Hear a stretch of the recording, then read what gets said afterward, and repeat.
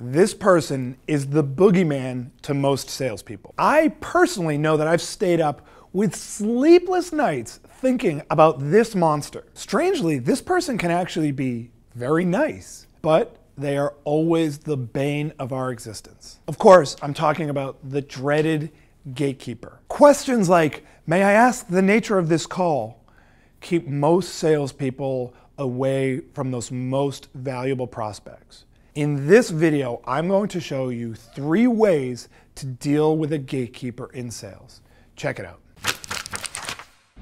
Number 1, avoid them altogether. Here's the thing. People always ask me about gatekeeper strategies and what do I say once I get a gatekeeper on the phone, or how do I get past the gatekeeper, or how do I get through the gatekeeper? You know what?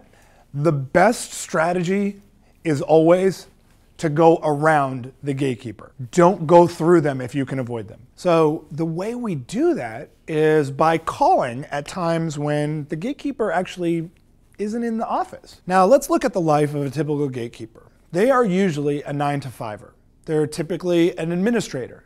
They are not someone who has a tremendous amount of responsibility in that they do not have usually bottom line responsibilities. So their bonus is based on more arbitrary indicators, whether they just did a good job with their work. But because of the way they are compensated and the type of job they have, they're typically not there before 8:30 in the morning.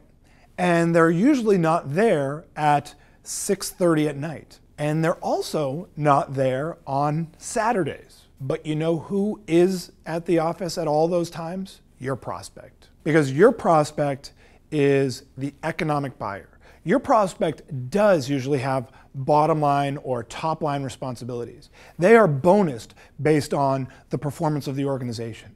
And so this person is very likely to be there at 8 in the morning, or they're very likely to be there at 7 p.m. at night, or even on Saturday. So get to those decision makers, those economic buyers, by just avoiding the gatekeeper altogether. Call your prospects early, call them late, try them on the weekend. You're going to be amazed at how many times you can actually just avoid the gatekeeper altogether and get through to the decision maker at a time when the decision maker has a lot less going on, because there are fewer distractions early in the morning, late at night, or even on Saturdays. Avoid the gatekeeper altogether. Number 2, be firm. Let's pretend that we couldn't avoid the gatekeeper for one reason or another. We had to go through the gatekeeper. The first key idea is that you are very firm when speaking with a gatekeeper. Remember, put yourself in the mind of a typical gatekeeper. They have 2 competing responsibilities. One is that they don't want to let through the salesperson. They don't. They want to keep out all the salespeople.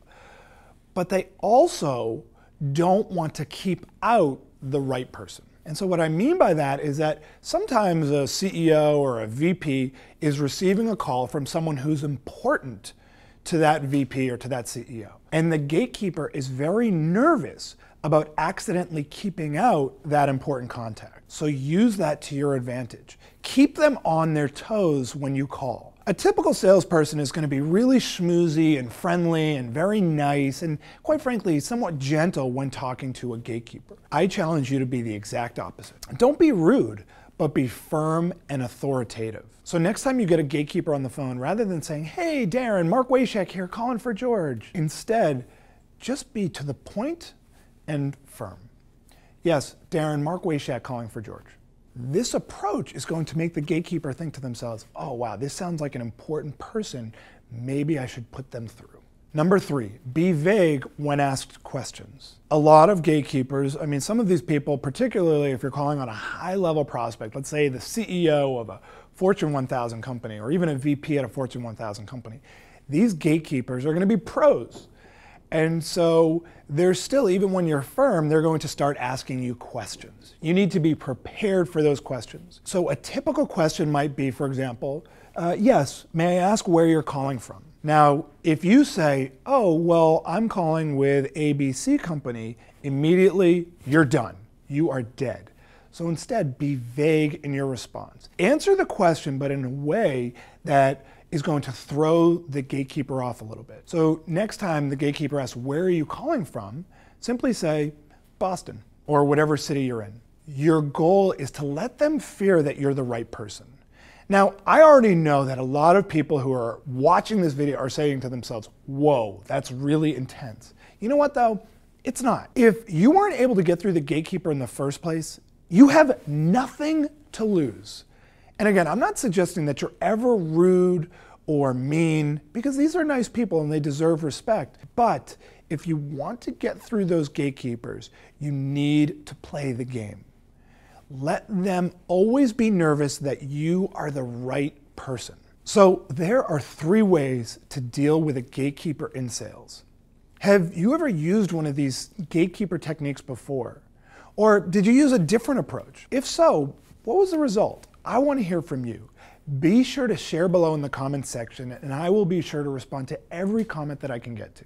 And if you enjoyed this video, then I have an incredible free ebook on 25 tips to crush your sales goal. It's this ebook, it's unbelievable. All you have to do is just click right here to get it instantly. Seriously, it's an amazing book and it's free. Just click right here to get it instantly. Also, if you got some value from this video, please like this video below on YouTube because that really helps me out. And don't forget to subscribe to my YouTube channel by clicking right here to get access to a new video just like this one each week. And lastly, if you got just one useful idea from this video, please share it with a friend or two. A great idea is the best gift you can give someone. Until next week.